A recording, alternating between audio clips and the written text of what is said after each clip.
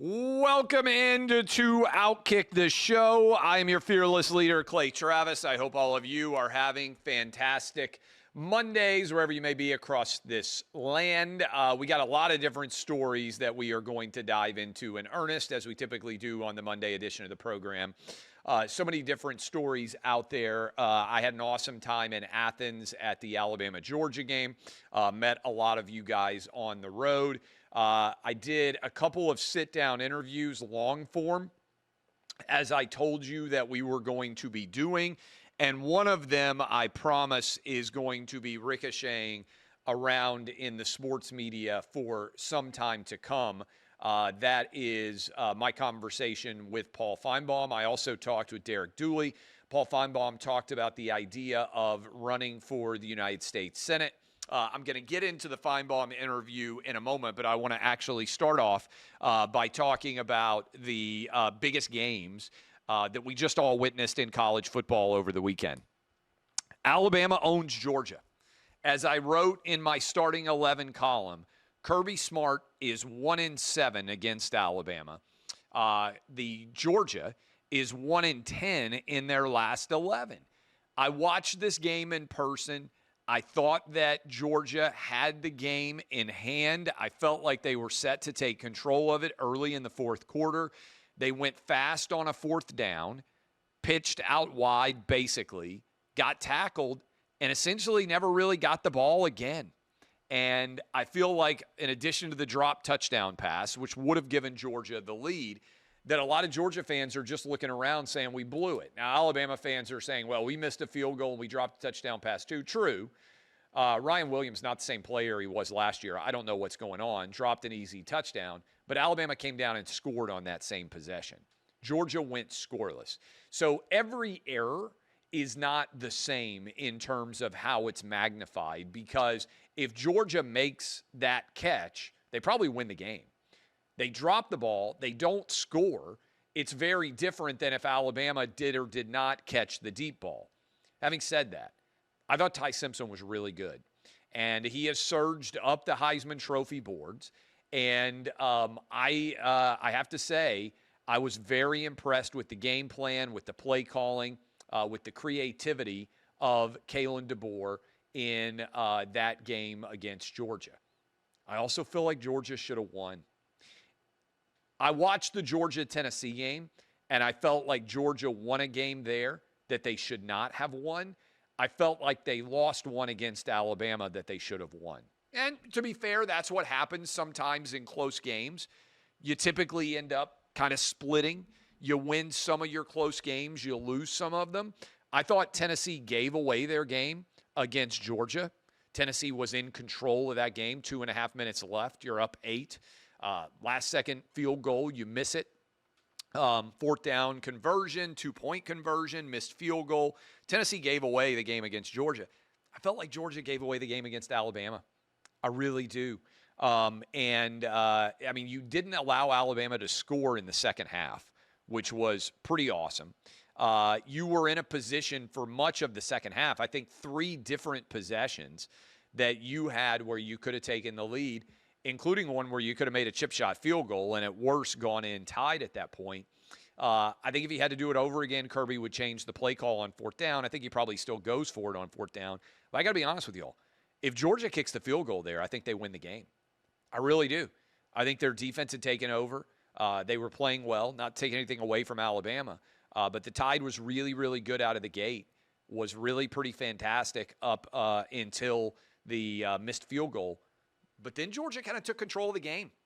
And I felt like Georgia gave that one away. But Alabama gets the win. Huge win. Kalen DeBoer is interesting.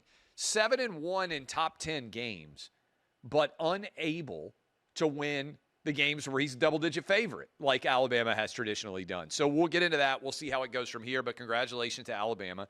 Huge win. First loss in 34 games. 33-game home winning streak for Georgia. And Kirby Smart's Georgia Bulldog team is basically unbeatable in the SEC over the past several years, except when they happen to go up against Alabama, and then they can't beat Alabama at all. I know they won the one national title game, to be fair, but just FYI. So congratulations to Alabama. big picture, I think that both Alabama and Georgia are now in great shape still to make the college football playoff. You look at Alabama's schedule the rest of the way. If they go 7-1, they're going to be in a great spot, and I think that's somewhat likely. Now we'll see again. How will Kalen DeBoer handle success? Remember last year, best game probably Bama played all last year on the road against LSU. They dominated. 2 weeks later, they got smoked on the road against what was then a mediocre Oklahoma team. So, what will happen with Vanderbilt? What will happen with Missouri? What will happen with Tennessee? Next 3 weeks, I think, will tell us a lot about Alabama, how they play going forward. Ole Miss, huge win over LSU. I've got Ole Miss. We'll dive into this in a moment as my best team in the SEC. But this is where the LSU offense that Brian Kelly was so upset he was asked about finally deserves to be answered in some way. There's something wrong here. You only score 17 against Clemson. You only score, I think, 23 against Louisiana Tech. 20 against Florida, despite getting 5 interceptions. And now you score, 19 against Ole Miss. This LSU offense is not good enough to be competitive at the top levels of the SEC. I think this is a 9-3 or 8-4 SEC team in LSU. I think they're going to go 5-3 or 4-4 in the SEC. That's what I just feel. The Nussmeier performance has not been elite. The offense has not been good. Defense has been much improved. I think if you told everybody, hey, this is what we're going to do on offense and defense, I think the defense people would have been ecstatic. Because I think if you told them, hey, we're going to hold, guess what? We're going to hold Ole Miss to 25 points. I think most LSU fans would have said, yeah, we're going to win that game. We're going to hold Clemson to 10. We're going to hold Florida to 10.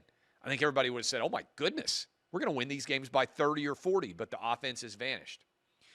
So I think LSU is not a playoff team. I think Ole Miss is. Sorry, Rebel fans, I don't want to get you nervous. Oregon goes on the road, gets the win against Penn State. Dan Lanning has brought a culture of dominance and recruiting like Georgia, Alabama, and Ohio State have put together in the middle part of the country. Oregon is recruiting on that same level on the West Coast. And they are performing and playing in a physical smash mouth style. It's a very different culture than what made Oregon initially famous with Chip Kelly, Marcus Mariota back in the day, where the offense went up and down the field, but the defense was constantly getting gouged. Had a lot of success. I'm not sure you can get over the hump beating the best teams with the horses that they have in the offensive and defensive lines. We saw it, for instance, with Nick Fairley and the domination that he brought to bear when Oregon was in the title game against Auburn. We saw it with what Ohio State was able to do in the trenches against Marcus Mariota and Oregon when Oregon was in the title game there. There has just been not the ability to get over the hump because I don't think they had, frankly, the horses in the trenches that you have to have. They had the skill position players for a while. I think Dan Lanning has gone and said, hey, we're going to have meat and potatoes D-tackle guys like you see at Alabama and Georgia and Ohio State and the top echelon level recruits.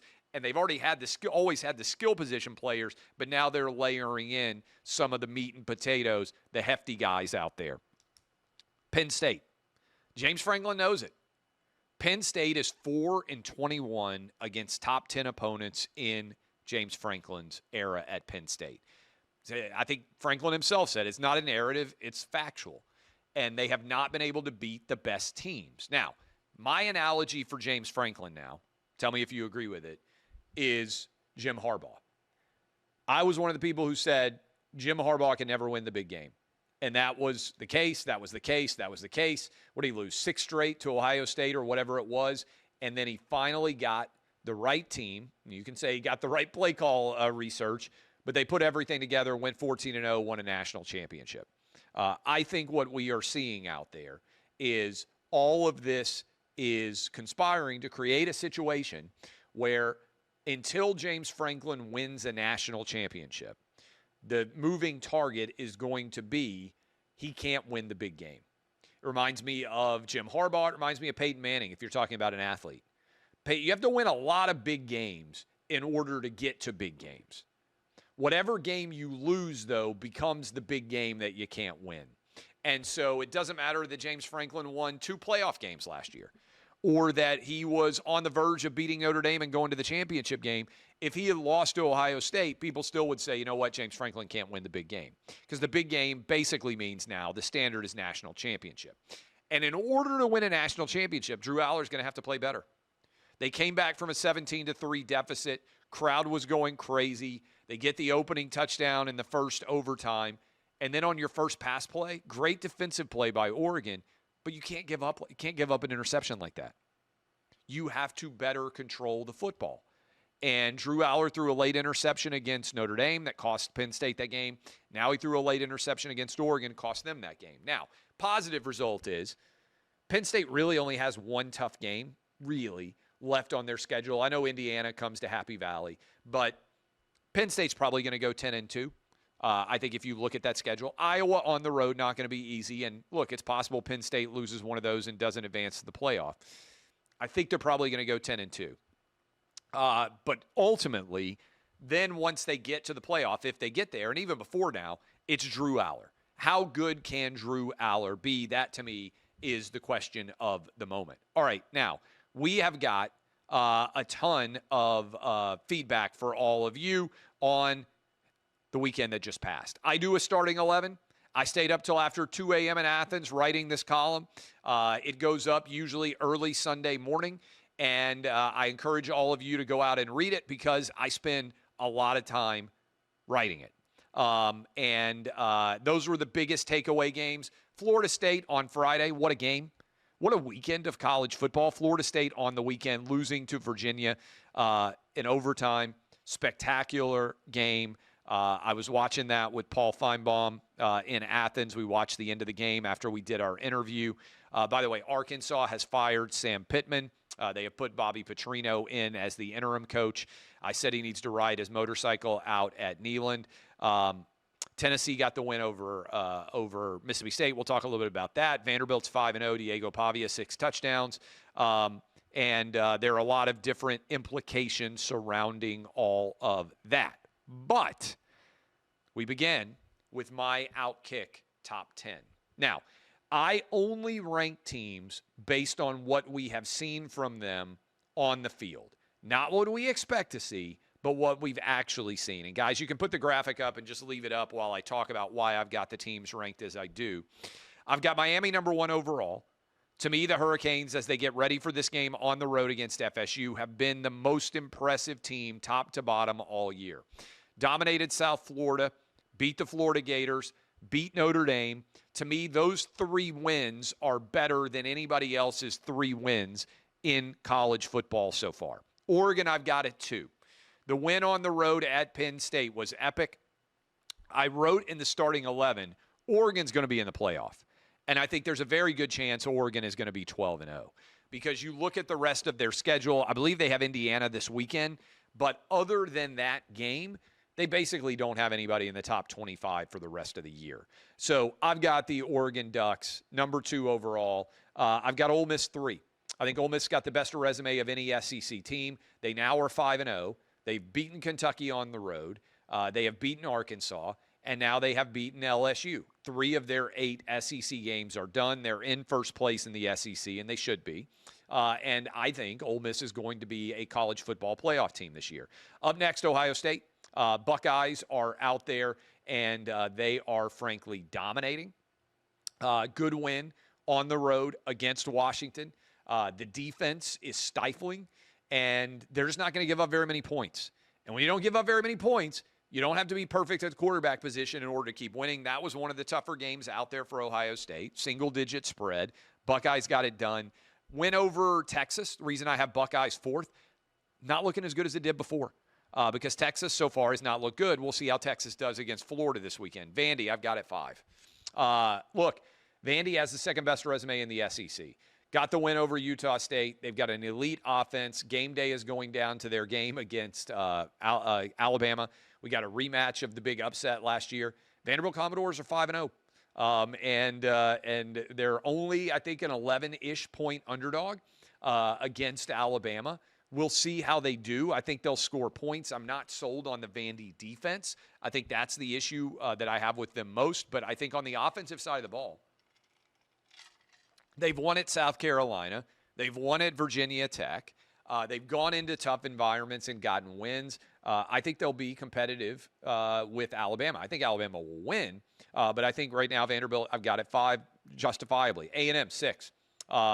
16-10, ugly win against Auburn. Auburn had, I think, 1 yard of offense in the fourth quarter. Jackson Arnold just hangs on to the ball too long. And I think that's what Auburn fans are recognizing. They need to be able to run the football. So far, they have not been able to do that very consistently. Tough environments on the road, Oklahoma, Texas A&M back-to-back. But Auburn is in a tough spot here. A&M set up to make the playoff. I think A&M is going to go 10-2 or better, even with battered Aggie fan syndrome. I hope you guys are able to get into the playoff because I think it would be good for the Aggies. Oklahoma 7. We'll see what happens with Mateer's thumb. He is the team. Let's make no mistake about it.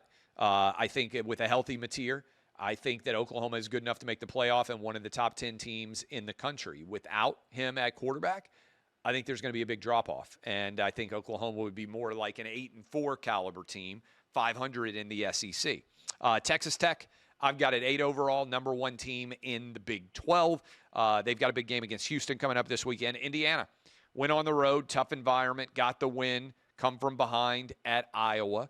And Cignetti's team continues to win at a high level. And then I've got Bama at 10 overall. Some people say, well, how do you have them there with FSU? I get it. They lost to FSU. The win over Georgia, you have to have, in my opinion, Alabama in your top 10 overall. That win is by far the best win in college football this year of any team. You can argue that I've got Alabama a little bit low. Yes, they lost on the road against FSU. The win against Georgia cancels it out. And I said before the season, most fans out there, big diehard Alabama fans, would have expected a loss at Georgia and a win at Florida State. Instead, those are flipped, and the result is Bama's about where you would have expected them to be. All right, let's throw in the SEC Power Rankings 1 to 16. Obviously, you know the first 5 because I just gave them all to you in the OutKick top 10. Ole Miss, Vandy, Texas A&M, Oklahoma, Alabama. 6, I've got Georgia. Again, I think Georgia should have beaten Alabama. I think they gave away that game. And I think Tennessee should have beaten Georgia. So I've got Alabama, Georgia, Tennessee at 7. Tennessee gets the overtime win against Mississippi State. I think Mississippi State is much improved. Tennessee played very poorly in that game.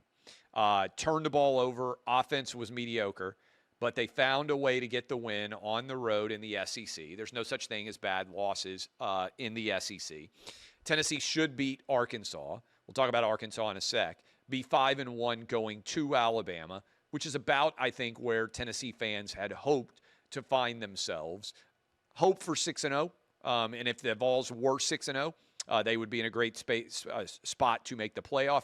Tennessee has to go, if they beat Arkansas in a couple of weeks, Tennessee will have to go 5-1 in the front half, which they will have, and they'll have to go 5-1 in the second half, which means basically win every game other than Alabama to make the playoff. We'll see whether the Vols are capable of doing that. LSU at 8, maybe a little bit high, frankly, given the performance that they've had so far. Missouri at 9. The reason I've got Missouri at 9, Kansas, they were somewhat fortunate to win, got behind early. I didn't think they were great against South Carolina compared to how Vanderbilt played against them. But if you're a Missouri fan and you feel like you're underrated, hey, guess what? You're going to get a chance to prove it, as everybody in the SEC is over the next few weeks. Mississippi State at 10. I think Jeff Lebby's squad is drastically improved, and you saw that against Tennessee. A couple of great running backs that are going to lead them to some level of success. Texas, I've got at 11. Longhorns opened around a touchdown favorite on the road against Florida. I just want to say I expect that to be a war. Florida can't score. I think Texas is better, but if they ever actually get an offense, the Florida Gator defense has held up well. South Carolina 12. Tough losses early in the season for South Carolina to Vanderbilt and to Missouri, but they took it to Kentucky. That game was never particularly close. Auburn 13. It's been ugly so far in year 3 of Hugh Freeze, I think. And then we've got Kentucky, Arkansas, and Florida. Arkansas has fired Sam Pittman. Bobby Petrino is basically remaking the entire staff on the fly. And the first game he gets a bye week, and then the first game he gets on the road against Tennessee, take the over in that one, because based on the way this Arkansas defense is playing and the fact that Tennessee choked last year against Arkansas, I think Tennessee will hang 50-plus on the Razorbacks. Florida, as we said, even though I've got them at 16 overall, Vegas actually thinks it's a pretty talented squad.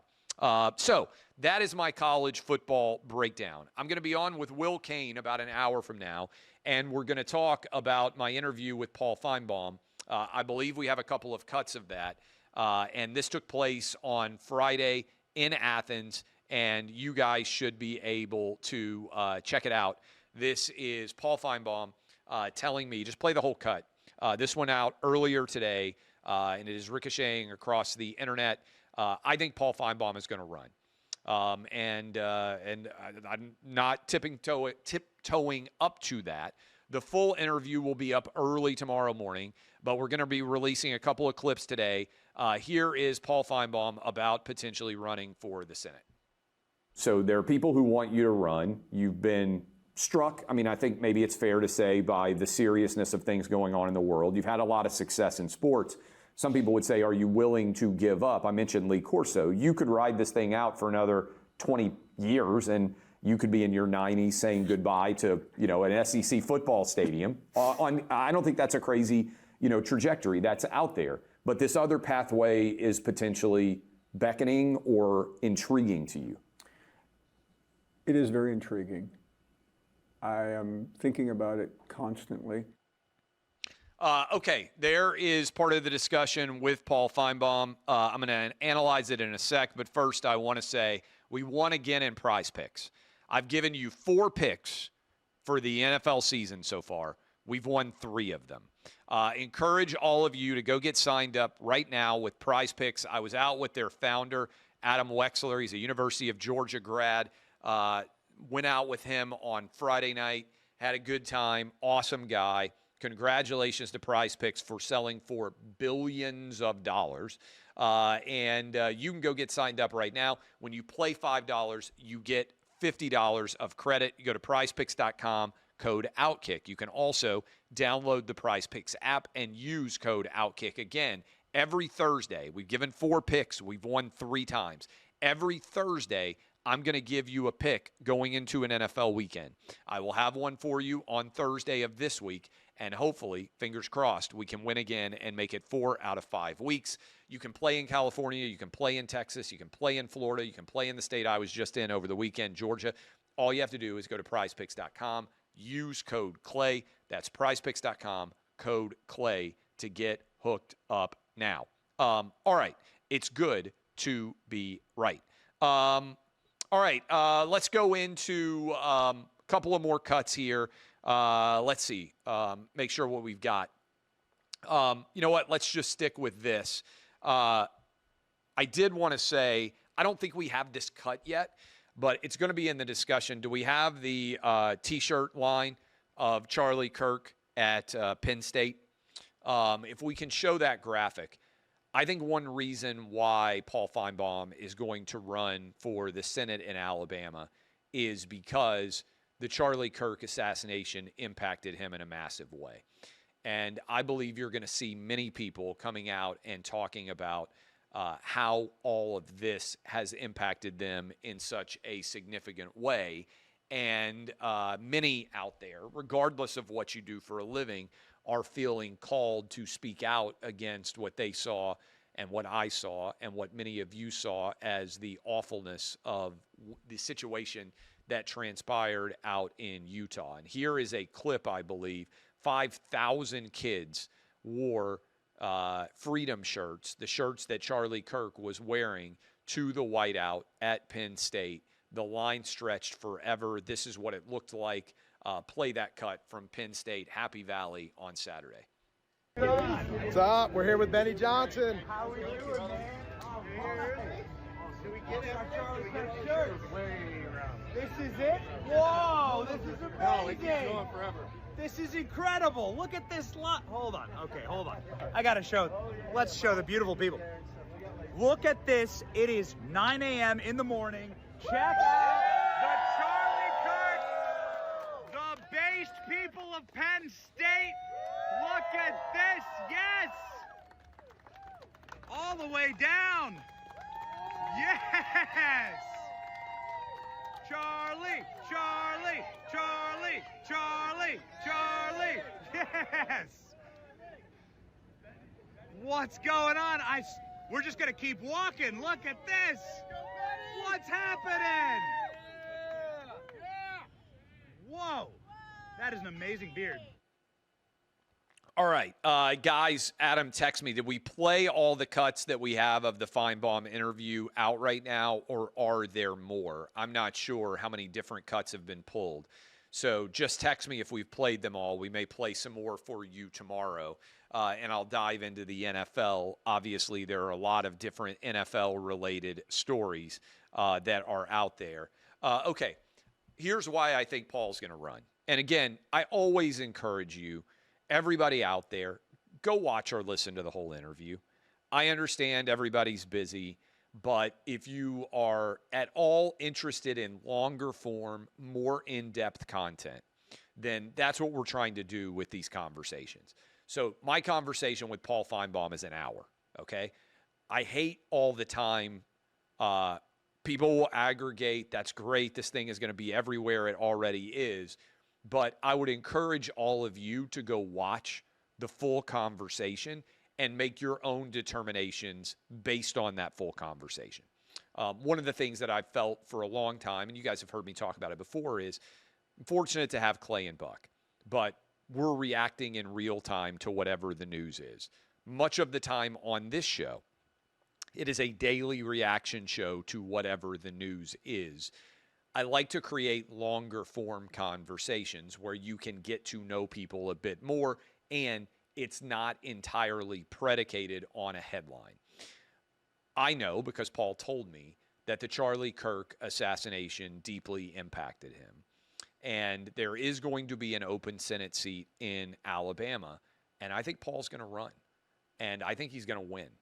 Now, you can go watch the full interview for yourself, and you can make your own determination. I don't really think it's my responsibility for content that we create to editorialize on it a great deal, other than to say to you, Paul reached out.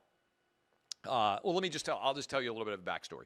Paul reached out and said, hey, this is something I'm really thinking about. We had a conversation about it, and that conversation led to the interview that all of you are going to be able to watch tomorrow. I have been engaged. I also did an interview with Derek Dooley, who's running for the Senate in Georgia. Prior to Bruce Pearl deciding whether or not he was going to run in the Senate, I talked to him a lot. And so presume that there are lots of conversations now on a day-to-day basis between me and a variety of people across the entire universe out there, sports, media, politics, whatever, that are not public. And there are just a lot of people that are convinced the country's on the wrong track and trying to figure out what's the best way, if you believe that to be true, to help put the country back on the right track. And so I'm having conversations with a lot of people. Bruce Pearl decided not to run for the Senate. Once Bruce Pearl decided not to run for the Senate, Paul Finebaum said, and he said in the interview, I wasn't going to run against Bruce. But once Bruce decided that he was not going to run, Paul Finebaum said, maybe this is my opportunity, maybe even to some degree responsibility. And I know he felt that way to a large extent because he goes to college campuses every weekend like Charlie Kirk was doing. And when he saw the Charlie Kirk assassination, it struck him in a profound way. And he started to think to himself, as we talk about in the conversation, do I want to just make college football picks for the rest of my career? 70 years old, and has to make a decision about, hey, what's the best path for me in the years ahead? And I think he now believes that may well be the United States Senate. So we will see. And you can watch the conversation for yourself and make your own determination. I'll be talking about a new clip that we're releasing shortly with Will Cain on Fox News. And then early tomorrow morning, the entire interview is going to be out there, and you can make your own decision. You can go watch it. You can decide whether you like it, don't like it, whether I did a good job, bad job on the interview. It's out there for the rest of the world to react to starting tomorrow morning. But I love all of you. DBAP unless you need to SBAP. I'm Clay Travis. I'll have Clay and Buck all week long because Buck's in Taiwan on a fact-finding trip over there. So I'll have Clay and Buck for myself with all of you. Again, I encourage you to go watch the full interview. I think you will enjoy it. And I'll see all of you in about an hour on the Will Cain Show on Fox News. And then I'll see you tomorrow on Clay and Buck. See you guys.